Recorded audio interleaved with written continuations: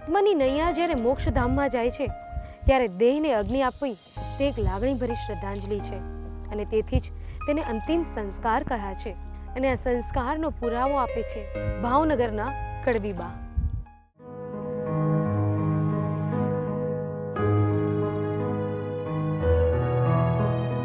न जग तेरा कुछ लूटे ना किसी का रब रूठे, खुद को कर बुलंद इतना कि कभी ना तू टूटे.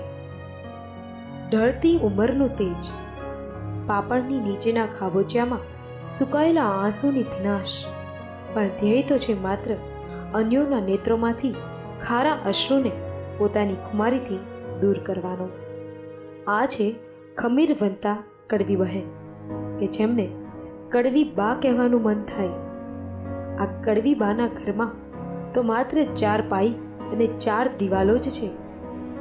એકલવાયુ જીવન જીવે છે, પરંતુ જે સેવાશ્રયી હોય તેની માટે સંસાર ક્યાં નાનો લાગે છે.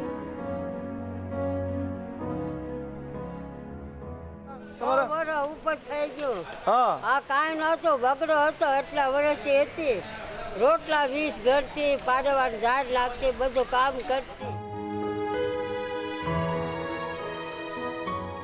એવા સેવાભાવી કડવીબા કે જેઓ ભાવનગરના સ્મશાન ગૃહમાં આવતી જાણી અજાણી લાશો માટે લાકડા ગોઠવવાનું કામ કરે છે. અકસ્માતનો ભોગ બનેલ માનવ શરીરના ચિત્રે ચિત્રા ઉડી ગયા હોય ત્યારે આ સાંભળીને તો રોમટા પણ ઊભા થઈ જાય. પરંતુ હિંમત વાહન એવા કડવીબા દરેક લાશો ઓછા લાકડામાં કેવી રીતે બળે તે નિર્ભય હૃદયે પ્રયત્ન કરે છે. વેપારી હો ધ્યાન રાખે, રોજવા કરો. કોઈક બોલાવે તો આવું, નકર ન આવું. કડવીબા પોતાના મનને મક્કમ રાખી એ સ્વર્ગસ્થ જીવાત્માઓને શાંતિ મળે તે માટે અવિરત સેવા કરતા આવ્યા છે.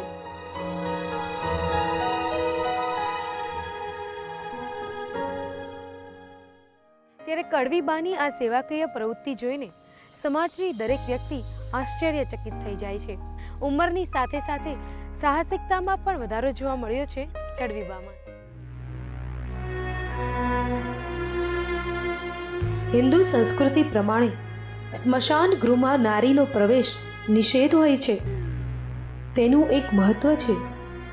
સ્ત્રી એક કુમળા હૃદયની હોય છે. એક માનવ શરીર જ્યારે અગ્નિની સહાયથી રાખમાં વિલીન થાય છે ત્યારે આ જોઈ સ્ત્રી દ્રવી ઉઠે છે. પરંતુ અહીં તો કંઈક અલગ જ ચિત્ર છે. કડવીબા કે જેનો માત્ર સ્મશાનમાં લાકડા ગોઠવે છે, પરંતુ અજાણી વ્યક્તિ હોય તેને દાહ પણ આપે છે. તેની આ સાહસિકતાના અનેક લોકો સાક્ષી બન્યા છે. 100 વર્ષ થયા ત્યાં અમે ફરીએ. નાનકડા એવા ધોધ તાલુકાના હાથબથી કુંભારવાડા ખાડી વિસ્તારમાંથી પોતાનું પેટીયું રળવા કડવી બહેન પોતાના પતિ સાથે ભાવનગર આવી વસ્યા હતા. અને જ્યારે તેમની ઉંમર 30 વર્ષની હતી ત્યારે તેઓ વિધવા બન્યા અને ત્યારથી એકલ વાયુ જીવન જીવી રહ્યા છે આ કડવીબા. સ્મશાનની બાજુમાં આવેલી એક નાનકડી ઓરડીમાં તેઓ રહે છે.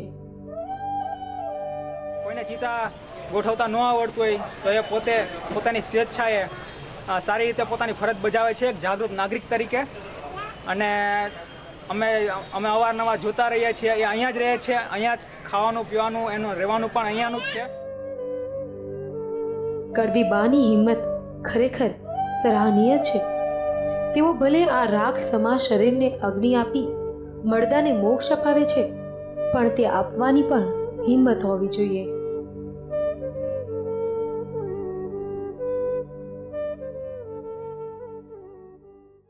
આયુની આડમાં કડવીબાનું શરીર જરા ડગ્યું હશે, પણ તેઓએ તેમનું મન ક્યારેય ડગવા નહોતું દીધું.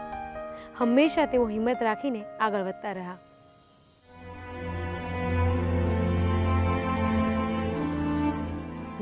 વર્ષ, એક સદીમાં ફક્ત એક જ વર્ષ ઓછું.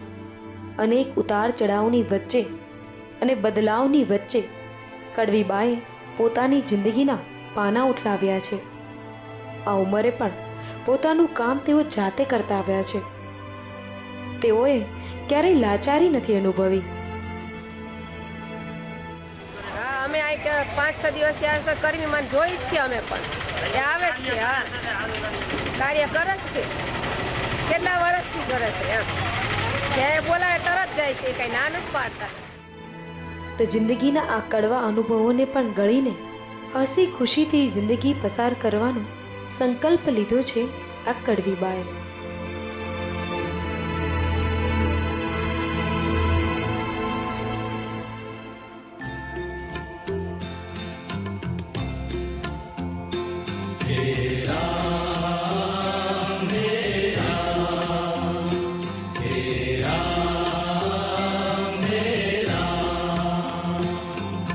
जग में साचो तेरो नाम